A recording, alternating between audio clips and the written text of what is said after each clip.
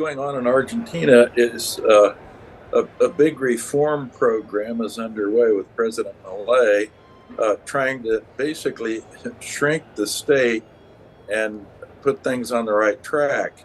Now, the big problem with the reforms, I think, is that he hasn't introduced what he campaigned on, and that was a promise to get rid of the central bank, something that actually I first recommended in print in the Wall Street Journal and way back in 1991.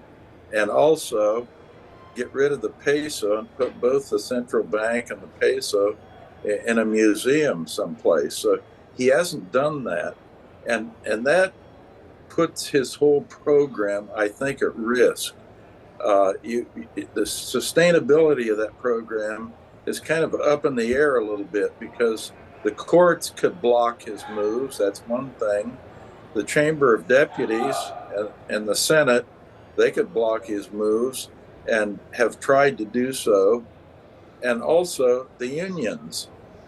When you start shrinking the state, you've got powerful unions, public sector employees that are in unions, and you're giving them a pink slip. They tend to get agitated and get out in the street. So we have all those risks. And by the way, next year in October, there will be elections in which half of the Chamber of Deputies are up for re-election and a third of the Senate. So he's facing a lot of headwinds in trying to shrink the state and basically change the whole system that's been in place in Argentina since World War II. How dramatically different would that make the Argentinian economy to the average person and perhaps a tourist visiting?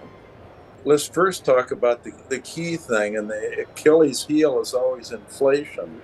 And with the program that they have, it's basically an IMF program. And these IMF programs tend to start more fires than they do putting out fires. And so the problem is getting the money supply down, the money supply growth down, which will lead eventually to getting inflation down. But the problem is the money supply on a year-over-year basis is growing at 142% per year, and it should be growing. If they want to hit their inflation target of 5%, it should be growing at about 10%. It's growing at 142%. Inflation is currently year-over-year growing at 237%.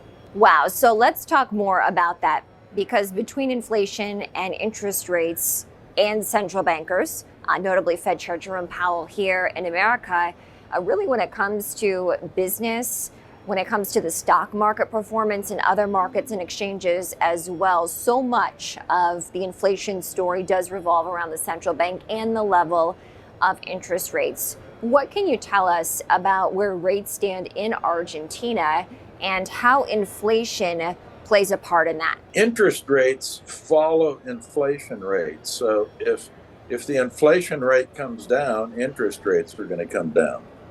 That's the story. And at present, as I said, the inflation rate is actually very high, 237% year over year. But if you look at it on a 6-month annualized basis, 104%. And if you look at it on a 3-month annualized basis, it's 65%. So it's slowing down. It's very high. It's slowing down. And by the way, I just measured it today. I measure it every day, inflation in Argentina. My measure is 71% today. So the thing is slowing down, and interest rates, as a result of that, if it continues, interest rates will come down. If I could, how is that impacting business in Argentina, such dramatic inflation that we've seen? If inflation comes down, it's obviously a very big positive. And that's the name of the game in Argentina.